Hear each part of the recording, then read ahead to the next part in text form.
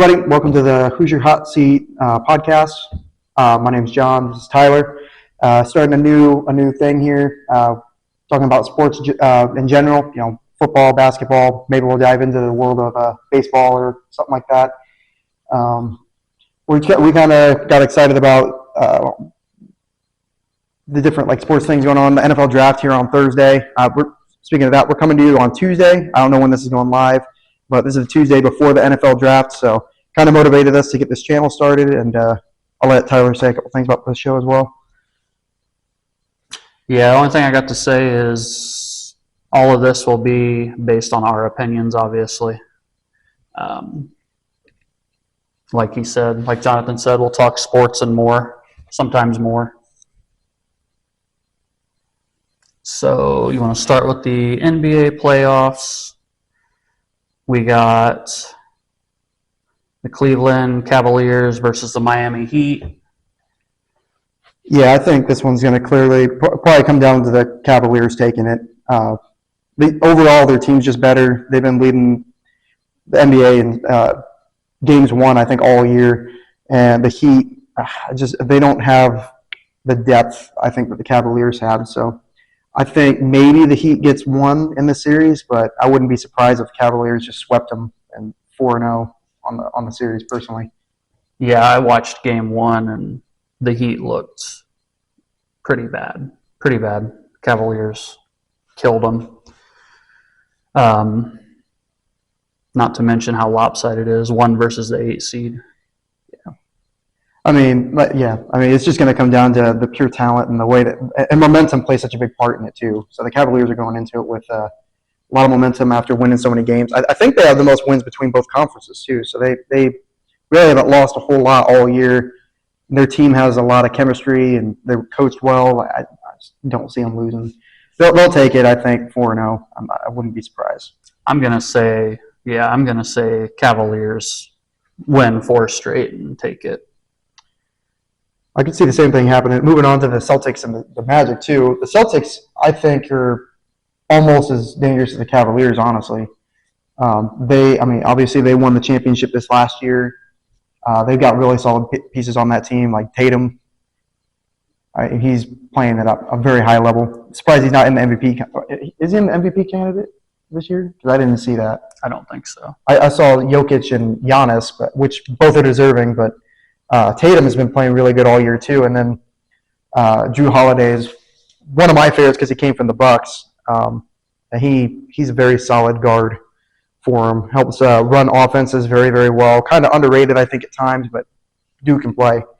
So I think the Celtics probably have it over the Magic too. But Magic also has a couple solid players on it. So I'm going to say Celtics win in 5. 4-1 series, I think. Yeah, I didn't watch this game, so I'm going to have to go with you on that one. I have not seen them play at all. Next one up would have been the Knicks and Pistons, right? So Knicks and Pistons, and they are 1-1 right now. They've had 2 games as of this time. The interesting thing there, though, is that the Knicks had the home court advantage, so that means the Pistons went into their home court and took a win already. Yeah. So if they can take the 2 at home when they have home court advantage and the fans show up and they show out, Pistons could get off to a 3-game lead over them in the series. And I don't know, the Pistons are extra motivated this year because taking my own personal view on it, the refs really were their biggest enemy for quite a while there this year in the regular season. So then they're going into the playoffs with maybe the biggest chip on their shoulder of any team because they were really battling through injury and then battling through ref calls, battling through so much adversity. And that's a team that just won their first playoff game in, I think they said, a decade or something like that. It's the longest playoff drought win in NBA history, and they got their win. So I think that the Pistons are going to pull off the upset against the Knicks. I think it's going to be best of 7, so I think it's going to be a 4-3 series. The Pistons come out with the win at the end. Yeah, I think Pistons definitely win it out. I think it'll be I think the Knicks will win 2 games out of this. Okay. So you think it's going to be a 6-game series then? Yeah. All right.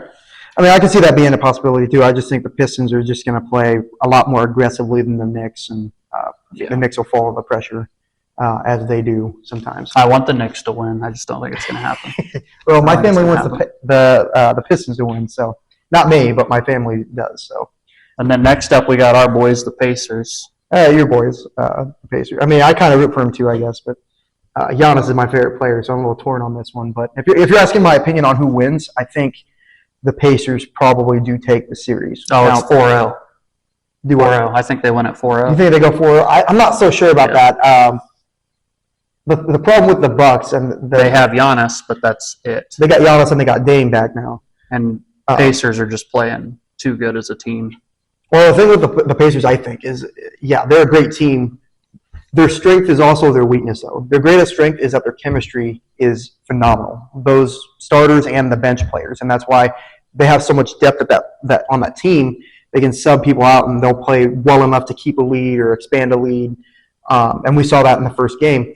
Problem is, though, is that when they get off, sometimes it's really hard for them to come back from that because once the chemistry is messed with, it messes with the entire team. So if they can keep the chemistry good, if Halliburton can keep leading that offense the way he has been for the last couple months, they've been on a good run all year. But if they can keep that chemistry going, I do think that they are the better team overall. But it's hard to root against Giannis, especially when he has Dame back to help him out there. But it doesn't matter. 2 players aren't going to take on an entire team, though. Yeah. The team and the good bench players. So for the Bucks to really come back, the rest of their starters are going to have to get their act together because their stats were atrocious. Lopez way underperformed. I don't know what Bobby Portis was doing. Giannis was pretty much a one-man army out there having to carry the team on his back, frankly. And by the end of it, he looked exhausted. He can only play like that so long before he's either hurt or just too wore out to play at his top level anymore. So they're going to have to get their act together, and the coach is going to have to make some adjustments to give them some more help if they want to be contenders on this. Because the Pacers were humiliating them that whole first half. Yeah. And the Bucks didn't even make it competitive until the last few minutes. So this is a game I watched a decent amount of, and I watched the highlights for too. But I just think the Pacers overall, they're living up to their name with controlling the pace of those games. So we got game 2 going on tonight. I'm going to do my best to watch that one, but I think the Pacers probably take the one at home again. If the crowd shows out like they did on that first game, chanting and disrupting Giannis' free throws, I think the Pacers take this one tonight. And it just remains to be seen what happens in Milwaukee. Those fans are wanting another championship too, and Pacers just got to go into it with we're going to dominate in their house mentality, and then I think they can do it. Yeah. So I think it's a 4-0 on that one. I'd probably put it at let's say 4-2. I think the Bucks might be able to pull off a couple, but that's being generous. I could see it being a sweep. But I'm going to say 4-2 just to play devil's advocate here, I guess. And then what do we got next? We got Thunder and Grizzlies. Yeah, that one I'm not super confident in my opinion on, but it's the 1 seed versus the 8 seed. The odds that the Grizzlies take it, I don't think are great. I think Grizzlies get 1 game out of it. I don't know. The way the Thunder have been playing, I haven't watched any of their games recently, but the Grizzlies don't seem like they have the kind of roster overall that the Thunder has. They have Ja Morant and Edey, I think, if he's not hurt. I don't think he is, but the Grizzlies, I just don't think they have that star roster that you really need to make it far in the playoffs. So I think it's going to be, at best, a 4-1 series, but I wouldn't be surprised if the Thunder got it 4-0. Then we got Golden State versus Houston. Yeah, that one. Golden State's 1-0 right now. So the 7 seed versus the 2 seed, and they got the first win. Yeah, that one I'm a little iffy on. With them losing one of their centerpieces, Thompson, to the Mavericks, I think, at the beginning of the year. But it's hard to root against a playoff caliber Steph Curry. I mean, you just see some of these shots that he's putting up, half-court shots. The threes, he's always shooting threes, but in the playoffs, he's like a whole different animal. Yeah. And he motivates that team, especially with the fact that it's not a secret that he's getting older. Retirement's closer than it was 5 years ago. So he's motivated to get a ring, at least one more ring before he calls it quits. And so his motivation is going to leak on to the rest of that team. That's, let's show them the best days aren't behind us. But one of the biggest things they're going to have to watch out for, like they do every single game, is Draymond Green, who can be more of a hindrance, I think, than a help a lot of the time, with just stupid penalties and dumb decisions that he makes constantly. That he's got to be careful with that in the playoffs, because mistakes in the regular season are mistakes, but you can usually bounce back. There's so many games in the regular season that you can get those adjusted and you can come back from them. But in the playoffs, you make a big enough mistake and it takes a game away, and that's a game in the series that you desperately need. Yeah. Especially when they start getting the home court games going. They need those home court wins to really take the victory in the end. But I think with them winning the first game away in Houston, I think that's going to give them a lot of momentum. Because I think when you start off the underdogs in a series, but you go in and you take the first game in their opposing stadium, I think that's going to help them. I think they lose the next game to the Rockets, but I think they'll be revitalized going home. So I think it's going to be a 4-3 series. Warriors take it. I agree. I think it's going to go to 7 games, and I think Warriors will take it. I guess it's an upset, but I don't really call it an upset with Curry on there. I just can't. It's hard to root against Chef Curry. Impossible. And that goes into the opposite situation here with the Timberwolves versus the Lakers. With the Lakers being the 3 seed and the Timberwolves being the 6, it's hard to root against King James. You know what I mean? But that one's one. This might be one of the matchups that I'm a little bit more iffy with, because I could see it going either way. Anthony Edwards is personally one of my favorite players. I like watching the kid play. He's got a lot of energy. He's just playing good too. I think he's got the potential to be the future face of the franchise, or face of the NBA, honestly, with the level of talent that kid has. But I think the Lakers having LeBron and now or they got Reeves and now they got Luka. I mean, that's just and the chemistry between Luka and LeBron already is solid. Like Luka obviously is probably their best 3-point player now, but then you got LeBron that is still playing at his age better than most people half that age. So I think the Lakers, they started off a little bit bad with the loss, but I think the Lakers end up coming back, and I think they take the series. I think they take it 4-1, 5-game series. I think. I don't think that might be generous actually. You know what? I'm gonna say 4-2. I think the Lakers come back in the next couple. All right, this is going to be the one we're going to disagree on. I think it goes with the upset. I think Timberwolves. I agree with the 4-2, but I think it'll be Timberwolves. Think so? Yeah, I think. I mean, again, that's one of those. James players. is getting old. He's getting old, but he's not playing like it. He's not playing like his age at all. There's people younger than him that are playing worse. You know what I mean? Like.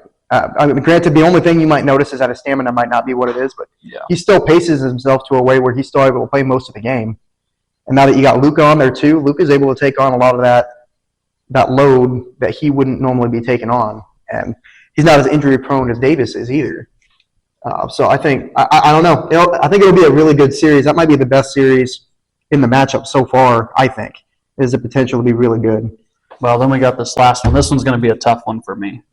We got Denver and LA, 4 seed versus a 5, and it's 1-1 right now. Yeah, I'll let you lead this one. Who do you think takes this one? I think this one goes full 7. You think it goes full 7? And I think I'm going to say Nuggets. I think Nuggets take it in 7. Think so? So the slight upset, I guess you would say. Yeah, very slight. I don't know.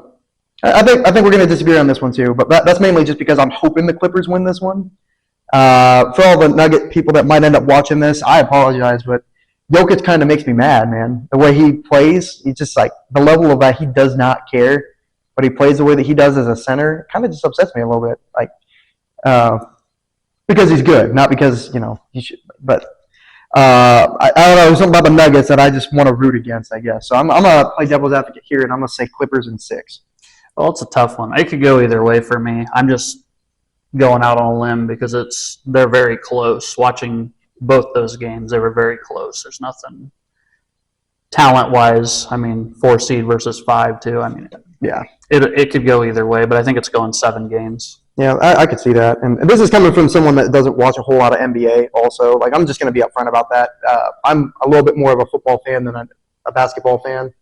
I've been trying to watch some more games lately, but I just haven't been able to watch as many as I would like. So a lot of this is just purely what little knowledge I have on some of these teams and then the few games I have actually watched. So I could be completely off, but I'm pretty confident in my selections here. So I guess we'll see by next week who's a little bit closer to being right here. But I'm pretty confident. And I think we ended up agreeing on most of them. But there's a couple that we disagreed on. We'll see how wrong we are. We'll probably be wrong on all the ones we thought were going to be exactly the same. Well, the only one of these, it's going to work out the other way. Watch. Yeah, the only one of these matchups that I win either way is the Pacers or the Bucks. Because, like I said, like team-wise, I support the Pacers, but my favorite player is also Giannis. So, which is weird with them being division opponents. I'm sure like somebody will have a comment on that. Don't judge me. I just thought Giannis's like background story was compelling, and he's what got me interested in the NBA. So. Yeah. Oh, the Bucks fans will like you. Yeah, there we go. Both might hate me since I like both teams. So that's true. I might not belong to either camp, I guess. But either way, I come out on top of that series. So if the Pacers take it, hey, let's go all the way, right? But if the Bucks take it, I really don't see them winning a championship this year. But let's run it. You know, let's see what happens. Because I think if the Bucks fall short, I don't think Giannis is on that team next year. I think he gets a trade out of there because he wants to win. So. Let's see what goes on there, I guess. Well, this wasn't planned, but who do you think wins it all? Who I think wins the championship? Yep. If I had to take an early guess here, slightly uneducated guess, I'd say I just got a feeling about the Celtics. They're coming off of a win last year. I know it's hard to repeat, but that team just mixes so well, and they play at such a good pace. They've got a good roster. I think that they have the potential for a repeat. And I think they got a lot of momentum coming into it. If not them, I'd say probably the Cavaliers. But I'm going to say the Celtics right now. What about you? What are you thinking? Man, I got to go with the Pacers. I think the Pacers are going to win it all. You're just calling it early. I'm just hoping they win it all. Under 1% of bracket users put the Pacers. I believe it. So I guess you're putting your name on it early. If they pulled it off, you were right and I was wrong. I'll change it later if I have to. Yeah, there you go. Yeah. We'll just delete this portion out of the video later. We'll edit this out. Yeah, for sure. Make sure we're right. That's all I have, though, related to the playoffs. Like, it's still so early in the playoffs that there's so many different ways that this could go. Yeah, it's tough. But, I mean, that's how I see the series going, and I'm interested to see how close it comes and what the matchups in the second round are going to be. Because, you know, I think a couple of these teams have the potential to really pull off some upsets. Rough starts don't necessarily mean that's how the rest of the series is going to go. So, I'm interested to see how tonight's game goes with the Pacers and the Bucks. I'm pulling for the Pacers, just for the Pacers fans out there. But I'd be okay if Giannis was able to get a chance again at another title. So that's all I got on that, though. I don't mind Giannis, but you got to have the Pacers win it. Hey, I'm a big Halliburton fan too. He's up there on my list of favorite players. So I'd probably put him in top 3. I got Giannis. Anthony Edwards, and then Halliburton, and then close fourth would be Luka. Big Luka guy. But I can go either way on the series, honestly. All right, now we're on to the NFL draft. Good old NFL draft. Yeah, I didn't get a chance to go through and do an updated draft with how busy the last couple of weeks have been, but I think some interesting topics. We had a couple teams do some press conferences today, earlier. One of those, and yesterday also, Ballard gave his press conference yesterday for the Colts. I think it'll be interesting to see what some of these teams do, but one of the things I saw interesting from today was that the Titans said they are keeping the number 1 pick. They're not trading that away, which I think, you know, as a Colts fan, I'm pumped about that because I think they're gonna mess this up and it's gonna help us out for the next couple of years. But obviously, they're confident in who they're picking at number 1, which leads me to my question on who do you think that'll be? Who do you think they take number 1 overall? Well, I think Titans are one of those teams, my opinion here, that just picks the best player first. Whatever position it is, they just pick whatever the best ranking is.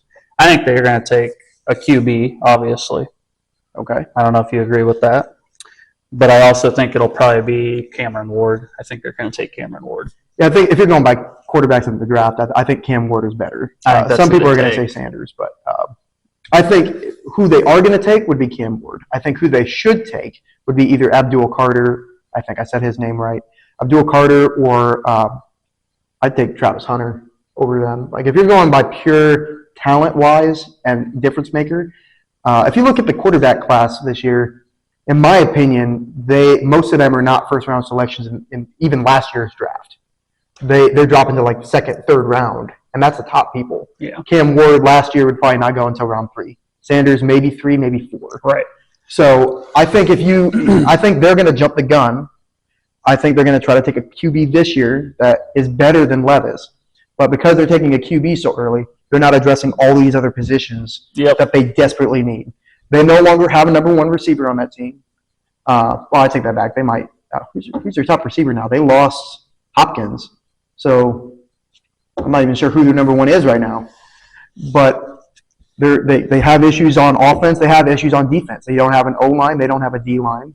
Their defense is a lot better than their offense right now. But that's the benefit you get. Well, That's the value you can get out of Travis Hunter. That's not saying much because their offense is Their horrendous. Yeah, their offense is pretty bad, but their defense was actually pretty solid last year for the most part. But that's the benefit you get out of. We got a buddy that's not going to like us talking about them like this, but Well, he's not here to say anything about it. So, Travis Hunter, that gives you options. Do you play him the whole game? I personally would not, just because injuries become such a factor at that point. But he has the ability to go in there and play receiver for you. He has the ability to come in there and play DB for you. And then even if you play on both sides, maybe not the whole game, but then when you bring him in, you can have different packages with that look, with him coming in as someone that's not in the whole time and they don't know how you're going to use him. yeah. So he's got a lot of value that I think would benefit them at that position. But again, if they want to go ahead and mess that pick up and pick a quarterback when they could just ride it out with Levis another year and maybe get a better quarterback next year, I'm perfectly okay with that. Well, track record of that team, they make poor choices. I think they're going to take a quarterback. I would not be surprised at all. And I think on the next pick with the Browns, I have them taking Sanders because Ward's already gone, but it could go either way. It could be Ward if he's still there, or Sanders. I think it'll be one of them. I don't think Sanders. If Ward's there, I could see them going quarterback. From what I've heard and seen, and just my personal opinion, I don't think they're that high on Sanders. And right now, I think they brought Flacco back recently. I could see him being a bridge quarterback because he played well for them. I think they'll play this season. I think he will too. I think they'll hold out another year, try to get a draft pick maybe next year to replace Watson. Yeah. But I don't think they take one this early this draft. I could see them going with Abdul Carter again. I think he'd be really good on their defense if they were to take him that high. They could take Hunter. They could take Hunter. You still got Myles Garrett up on that D line, and I mean, obviously, he's been a defensive player of the year candidate last 2 years. Won it the year before. And that way we can cut that part out of it. I don't even know who has the next draft pick after the Browns. I'm going to be honest. I didn't memorize this draft order. So after the Giants, we got, assuming none of these get traded, obviously. Yeah, that's the question. We have the Patriots at 4. If he's still there, they take Abdul Carter, I would think. I have them taking a tackle. I can see that too. Help I out their quarterback. have them taking Will Campbell Oh, really? at tackle. That's my. But again, I haven't been up to date on this either. It's been about 3 weeks since I've looked at this, so I'm not 100% sure on all the trades that have happened or Right. Well, may happen. And in all complete honesty, my focus has been more on what the Colts are going to do, Right. and what I would like the Colts to do versus what some of the other teams are going to do right now, versus some of the other players from my favorite college that I'm hoping get good spots. Yeah. Which leads me to the Jaguars pick early, which I could talk on, which I think they're going to take Mason Graham. I don't know why you wouldn't take Mason Graham if he's sitting there when you get there. They need so much help on that defense. Well, I haven't taken a defensive player, but I haven't taken a linebacker. haven't taken the linebacker that early? I haven't taken another Campbell. His name's Campbell as well. Jihad Campbell? Is that the Alabama linebacker? Yeah. He's going to go high, but I think when you look at the college games that were played this last year, I don't think you can pass up on Mason Graham. If you need a defensive player, I mean, he is a monster on there. And it's like he reminds me a little bit at times of Aaron Donald on the Rams at his prime. That's a force to be reckoned with on a D-line that has not been good for quite some time. Now, I'm hoping I'm wrong because they're a division rival, and I don't want them to get Mason Graham. But I've got a strong feeling they're going to take him there. And then I think speaking some more on Michigan players, since that's my favorite college team, I think the Broncos are going to take Will Johnson. He has been compared multiple times to Patrick Surtain. So if you can get Patrick Surtain on the same team as Will Johnson, that's two lockdown cornerbacks. They're going to have a very, very solid secondary if the Broncos can get him. But it'll be a little later because if I remember correctly, the Broncos did make the playoffs. So he might fall a little bit, but I've been doing quite a few mock drafts in the last couple mock drafts. I've seen they haven't fallen to the Broncos. So if that's true, they might have a very scary secondary in this coming year. Yeah. So I'd be interested to see how that goes. But whatever team both of those guys go to, I hope they get starter jobs immediately, and I hope that they're successful in their careers so long as they're not. Well, hopefully none of them go to the Jets because whoever that is, career's over, most likely. So unless you're Sauce Gardner. That's down there at 7. I have Abdul Carter going there, but I doubt he makes it. I doubt he drops below 5. I think he gets, He's a top 5. I could see him going to Jacksonville instead of Campbell. Okay. I believe it's definitely going to be a defensive player they take, though. I would be very surprised if they took an offensive player up there. It could happen. I just don't think it will. I guess they could. If something crazy happens for some reason, I don't see it happening, but if Hunter falls down that far, I could see them grabbing him and using him either or. I could see that. They also have need at tight end because of trading away Engram. Yeah. Or I can't remember if they traded him or released him, but either way, Engram is no longer on the Jaguars. Yeah, they worry me because they might take our guy from us. But at the same time, tight end is still a tight end, and so positional value. Yeah, I highly doubt they take a tight end with that high of a pick. But I sure hope not, because the Colts, I'm really hoping get our guy. But so we can skip down to the Colts if you want. That'll probably be the easiest thing to talk about. I don't think. I would be shocked if Warren makes it down to us. There's so much talent early on, though, and like I said, with the quarterback position being so valued the way that it is, that they're going to take high picks on quarterbacks that shouldn't be that highly picked. I think that'll adjust who's available. Yeah. I've said this before to you. I'd be perfectly happy if the Colts decided to trade up to get Warren, and I've talked to a couple of my friends about this, and they think moving up to get a tight end would be a mistake. And I said, look at Brock Bowers. Like Brock Bowers on the Raiders, he was their best offensive weapon at the tight end position. And he wasn't only catching, the dude was blocking, and he was a vital piece of that offense. Granted, they didn't win a lot, but that's not because of him. And he was an Offensive Rookie of the Year finalist because of how good he did. So Brock Bowers, and I think Warren might even be better than Brock Bowers. Because if you look at Penn State's a pretty well-regarded college for their football program. And he, in my opinion, was their entire offense last year. Yeah. And he was blocking. He was their weapon. He was getting passes. He was getting touchdowns like crazy. The dude is a solid player. With that being said, if for some reason, in just my take, if Warren is not there, I think we either try to take a very highly touted offensive lineman to replace the losses that we had in free agency, or we take, if he's there, that linebacker out of Alabama to match up with Zaire. That's what I would hope in the first round. I would be perfectly fine with that if Tyler Warren was gone, and then try to get Colston Loveland maybe in the second round. I have us taking a defensive tackle, but we'll talk about it a little bit later. I don't know if that's going to happen with as much defensive. We've already picked up in free agency. We may not do that. Yeah.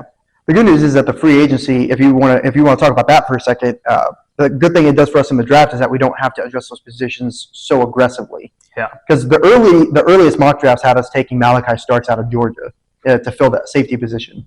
The good thing is we have Bynum filling that role now. Cameron Bynum from the Vikings that came over in free agency. And the good thing about that is he's a solid safety. I think kind of falls under the radar a little bit outside of his celebrations, but he has very good stats from his time with the Vikings. And the only reason I think they let him go is they had other people they had to pay, and sometimes you just can't afford to pay a safety that much money. Thankfully, Ballard saw that he could be a potential difference maker, line up well with Kenny Moore in the backfield. Charvarius Ward, who we signed from the Niners, who talk about a good, solid DB, by the way, Charvarius Ward. Yeah, we got a lot of money on our cornerbacks. For sure. Well-deserved money, though. Charvarius Ward is going to be an amazing pickup, I think, in the long run. Started off undrafted, signed with the Cowboys. Cowboys didn't realize they had a talent. Let him go to the Chiefs. Starts out pretty strong with the Chiefs and wins a Super Bowl with them. Gets himself a massive contract. I think it was a good contract with the Niners, who he just left in this free agency period for us. But dude's been to multiple Super Bowls.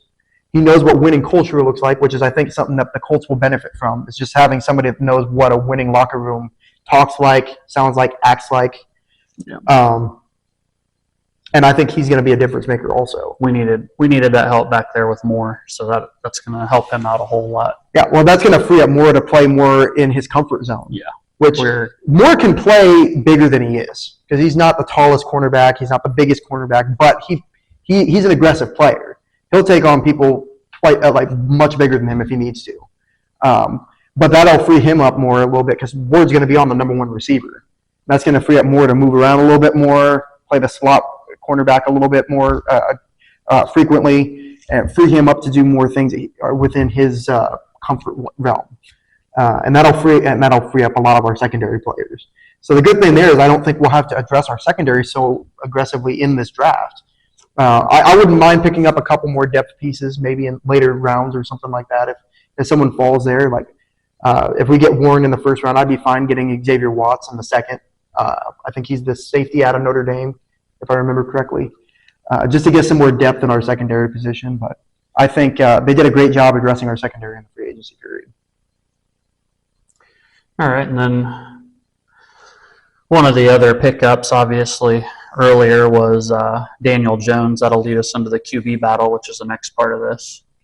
I know you've been wanting to talk about this, so I'll let you start on this. Who do you think wins the QB battle? Well, I think Pat McAfee was right. We got our savior, Daniel Jones, Danny Dimes, or as he calls him, Indiana Jones. I think he had a rough go at the Giants, but they had a terrible offensive line almost the entire time he was there. Well, I'll give you this. He does have one of the most famous plays in NFL history where he tripped over his own feet. Well, it was an 80-yard run still. It could have been a touchdown. He got it down there. That's what matters. I was just saying Richardson ain't tripping over his own feet. No, he's just tapping out of games. Hey, he didn't do it again. One time, and he fixed it. And I'm not saying that was bad. That was bad. I admit he should not have done that. But yeah, on this one, sorry, go ahead. On this one, I don't know. It could go either way. I'm just excited to actually have something to look forward to in the preseason, going and watching some games where there's an actual battle going on, and it's not just, business as usual. Yeah, and I can understand that. But I think you and McAfee might be right about one thing, and I think Daniel Jones might be our savior, but not in the way that you guys are thinking. I think he's going to be the final piece to motivate Richardson to step his game up. And he's going to come out in the preseason. He's going to show everybody that his ceiling is here, and he's going to reach it. And he's going to come out and surprise some people. He's going to come out swinging. I think he might still have some room to grow, but I think we'll see a lot of advancement from how he ended the season this last year. And that's me being hopeful. I like the kid.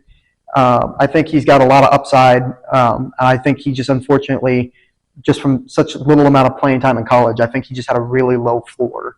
But I think of any player coming into the NFL right now, I think he's got maybe the highest ceiling of any quarterback, because he's just got physical abilities that other quarterbacks dream of having. He just has to learn to slide. Learn to slide and stay healthy. And maybe on the shorter passes, don't throw it like you're throwing 60 yards. because that's going to make it hard for those receivers to bring it in. But I will say that about Daniel Jones too. He has stayed healthy most of his career, even taking a beating, playing with the Giants and having no protection. don't get me wrong. I think Daniel Jones is going to offer some stuff for sure. Maybe a little bit more advice on how to deal with pressure, since he didn't have an O-line and he still had to try to make plays happen. So I think there's things he could teach Richardson, but I think, and my hope is that Richardson is still the long-term solution. With that being said, I want to hope the best for the players. So I hope that Daniel Jones, one way or the other, gets an opportunity to go be a starter somewhere. Whether he goes off, if he plays great for us, great. Personally, I would hope it would be Richardson, just because of what we invested in him already and the time and what I think he could be. But Daniel Jones being a player that was on a bad team for such a long time, one way or the other, I hope he gets a chance to go out and improve his stature amongst the NFL. So, well, I definitely think either way it goes, one of these guys is going to be gone at the end of this year. They're not going to keep them both. Whether it's Daniel Jones that gets it or Richardson, the other one's going to end up leaving and going somewhere and playing. So, yeah, I wouldn't be surprised on that. They're both good quarterbacks right now. Yeah. They're not great quarterbacks, but they're both good quarterbacks right now. So the interesting thing will be, because Richardson at the start of this year obviously still had a lot of trade value. If he cannot improve his stock in himself this year, it'd be interesting to see what happens with it, where his value will stand. Because that'll dictate, how we go about that. Say Daniel Jones is the guy. In that unlikely scenario, in my opinion, he becomes the guy. What can we even get for Richardson at that point? Do we settle for a fourth rounder? Do we settle for a third rounder after having used a first round pick on him? Yeah. Or can we even get a partner? Or are we forced to cut him? Right. That's the reason why I'm hoping the kid pans out. Someone will take him regardless. I mean, somebody would trade for him. Because I think we've invested more into Richardson to this point. Daniel Jones, yeah, we're paying him a few $1 million this year. But if he comes in and he's a good bridge quarterback or a good mentor quarterback or even just a good backup, we haven't really wasted a lot getting him. Yeah. And we can, and I hope we pick up a quarterback in the draft too. Personally, I think I'd be perfectly fine with them getting a later round. I think we have to. I think if we're going to have a true QB battle, then throwing a third one in there is not a bad thing. But it'll probably be somebody that's not going to be a second string. I think we get Ewers. I think he falls to the fourth round and we get him in the fourth. I wouldn't be surprised by that at all. I can see that. I think that he's going to come in with a chip on his shoulder with what happened with Archie Manning and everything at Texas. Manning coming in looking so solid and casting some doubt from some of the fans on Ewers' ability to perform. I think he'll come into the NFL ready to prove himself. So I think either way, we could have him come in and maybe even fight for the backup spot, if not the starter. Possibility. He might not be a day one starter, but he could be a solid backup. It's a good possibility. But that's my view on the QB battle. I think it could go either way. I've heard a lot of promising things about Richardson's efforts in the offseason with training with Josh Allen and his personal coach. I heard he was doing the VR simulations that Jaden Daniels has been doing that helped him be so successful. It sounds like he's taking the threat of losing his position very, very seriously. And I hope that pans out and it translates into in-game improvement. Well, and then the most important thing is he's got to win the locker room back. Yeah. Well, and if you watched a lot of the press conferences from today, a lot of those guys were very clearly hoping the best for him. And he's still clearly got their support if he comes out and wins the QB room or battle. So I think if he gets the QB battle, he's got a solid locker room ready to show him behind. And I think they'll keep him in check like they did last year, respectfully tell him what's expected of him as a leader in that room, what he needs to do to advance. And I think he took that criticism very seriously last year. And I think that probably brought a lot of them back on, supporting him. So I think he'll be okay. All right. Well, the next portion of this is 3 for 30. We each get 3 questions. We'll alternate asking them, and we each get 30 seconds to respond to each question. Roughly 30 seconds. So I should probably set my timer up. Yep. And these can be related to anything. It doesn't have to be topics that were brought up today. It could just be anything sports related in general or similar topics. So this could be just about anything. And hopefully once we grow the channel, we can also get some feedback from you guys on any questions you might want to ask between the two of us. All right, you want to go first? Or you want me to go first? You can go first. All right, I will go with my first question will be, who is the most, in your opinion, the most overrated player in the NFL currently? Most overrated currently? Yes. That's a tough one. I could see this going a couple ways, just because of, I think it might just be because of situations. But this year, I would have said probably Patrick Mahomes. That might be a hot take for a lot of people. He did make it to the Super Bowl again this year. I do personally think that some of the calls were questionable, whether it was intentional from the refs or not. I think that a lot of those calls gave them a lot of help. He was making some, in my opinion, very questionable decisions, and it showed in the Super Bowl. He did not look like previous Super Bowl appearances where he came in and dominated. He came in and he looked like a deer in headlights most of that time. Yeah. And he got picked off by a rookie cornerback who had not had a pick all year. Granted, I think he's really good, but I just think the fans that were Patrick Mahomes should have been on the MVP list this year. I'm sorry, but I think you were a little delusional. He was not playing MVP caliber football all year. So. Okay. Trying to think. I had a list of questions, but we talked about a lot of these in our conversations already, so I'm going to adjust on the fly here real quick. If you could have signed any free agent, cap space aside, who would you have signed? Any free agent that's still out there? That was out there at the beginning of the free agency period. And any free agent that was out there, if you had your pick, who would it have been and why? Without worrying about cap space? Not worried about cap space. Sam Darnold. Sam Darnold? Yeah, why absolutely. Why do you think Darnold? I just think he had a great year. He looked solid all year. He had a little rough time in the playoffs. Okay. But he got him to the playoffs. And without the cap space, I would say him. With it, there's no way. I wouldn't have paid that much for him. Okay. That's fair. I can respect that. You got your next question loaded? Yes. So next question I have is, who will have the worst record at the end of the season, of the football season? NFL? Yes. Honestly, with the draft picks they have and how they're likely to use them, I could see the Giants failing again pretty bad. Because regardless of how they address things, they still likely won't have a quarterback of a caliber needed to turn that franchise around in 1 year. And they're still missing a lot of weapons. I mean, granted, they do have Neighbors, and Neighbors is very good. So Russell Wilson and Neighbors might be a better combination than I'm giving them credit for, but I don't know. I think the Giants.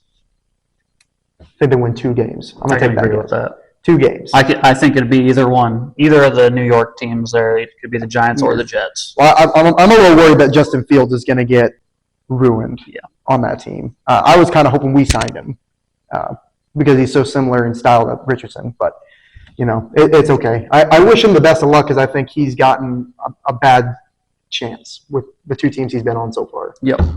I guess my next question for you. With the limited games that you've watched in the NBA this year, who would you say should be MVP at the end when they announce that? If you had to pick one right now. And that might be hard because I don't think you've watched a ton yet. But I have not watched a ton, but I think, I'm just going to have to keep leaning on my team here. I think Halliburton. You think Halliburton? I do. I don't even know if he got in the finalist category there for it. Well, my opinion, he should be. Oh, you think he should have gotten it? Okay, yeah, I can see that. I think Giannis gets it. His stats are pretty insane. The only thing that might hold him up is I know his shooting is still not the best. But name anyone better in the NFL at driving to the basket or to the bucket right now. He looks like a younger version of Shaq and maybe not quite as big, but if he's running at that basket, I'm moving out of the way. You know what I mean? Yeah, I'm not trying to take that foul. So yeah, Giannis, I think he has a better chance personally this year than Jokic, but I could see Jokic getting it too. All right, and then my last question for you is, where's Aaron Rodgers go? Oh, hopefully into retirement. That would be my hope. I think he's just such a toxic player at this point, and that might be an unpopular take with some people, but I think some of his antics and the way he behaves in press conferences is not what you want out of a team captain, a leader, or your quarterback, frankly. That's the face of your franchise, both ways of the ball. That's your face of the franchise. So when you got the face of the franchise out there publicly calling out your own players, it's not good. I think he ends up going to the Steelers, though. If he goes and plays for a team, I think he's hoping the Vikings will take him, but I'm hoping the Vikings realize that he's more of a problem now than a help. And I think he's going to end up on the Steelers. I think he goes nowhere. I think this is it for him. You think so? I think it depends on how long he holds out, because He's left a bad taste in too many people's mouths. I think it's over for him. I don't know. I could see the Steelers still going with him, though. I mean, they have nobody. They lost Fields and they lost Wilson. Like, who do they have left? Rudolph? Yeah. Like, and if you want to start Rudolph, by all means, but you're probably not going to make the playoffs, especially when you got DK on there, and I think DK's I just wouldn't want him in my locker room. Yeah. Now, So. I don't know. We'll see what the teams think, I guess, on that one. Trying to move away. I'm trying to think of some questions that are outside the NFL, because we've asked mostly NFL-related questions. But with the draft being this week, maybe we stick with that. If you haven't figured it out yet, it's going to be pretty NFL heavy. Yeah. NBA a little bit. I don't know anything personally about the... Probably baseball light. Yeah. That'll be driven by him, because I don't know anything about baseball. I love baseball, but it's been a few years since I've really paid attention. So football is probably going to be the primary topic, because that's what we're both most comfortable discussing. But probably some NBA talk in there also probably would be the second most frequent. But and no golf talk for me at all. I don't know anything about golf. I couldn't name it. I think a dude just won like a big contest or something. Rory. Yeah. I have no idea who that guy is. Happy for him. But I'll be happy for him too. Congratulations to him. Did some kind of huge accomplishment in golf, so good for him. But I guess my question He got for the you. green jacket, man. There you go. Green jacket? Green jacket. It's not quite as cool as a gold jacket, I guess, but It's got to match the yard. I don't know. all right. Going opposite of your question, I guess. Who do you think we see in the Super Bowl? Very early guesses on who we see in this next Super Bowl. Both teams? Before the draft. Yeah, both teams. Who do you think we see from the goodness. AFC, and who do you think we see from the NFC from the current rosters? I think it's a rematch from last year. You think the Chiefs go again? Yep. Oh, I'm not so sure. I can't bet against them. As much as I dislike them, I can't bet against them. All right. Go back in there again. Eagles lost a lot of people too. Yeah. So, I think same Super Bowl scenario, but I think Chiefs beat them. Oh, all right. All right, I could see that, I guess, but I don't know. Personally, I would like to see. I'd like to see the Bills and the Commanders. I think that's who I have early on. If the Bills can get some more help on offense to help out Allen a little bit more, I could see the Bills and the Commanders. I would like to see that. That'd be I wouldn't be mad either way on who won that. Yeah, that'd be a good matchup. Or maybe the Bills and the Lions too. Depends on if the Lions can keep some health at the defensive positions, but they have a lot of talent on that. They're down there biting knees, man. Dan Campbell might be my favorite coach in the NFL. Great commercials. Too. Great commercials. The Applebee's, I think it was the best commercial last year. Oh, yeah. Made me want to start eating the Applebee's again. All right, that's all I have. Other than Pat McAfee, please do me a favor and stop bringing up Daniel Jones being our savior. That'd make it easier to watch the show again. So I'd appreciate that from me. Well, the only thing I got is, although I agree with Pat McAfee on Daniel Jones being our savior, I cannot agree with him on WWE being a sport. It's a joke. Seeing him get choked out, ridiculous. But that's all we got for this week. We'll see you next week.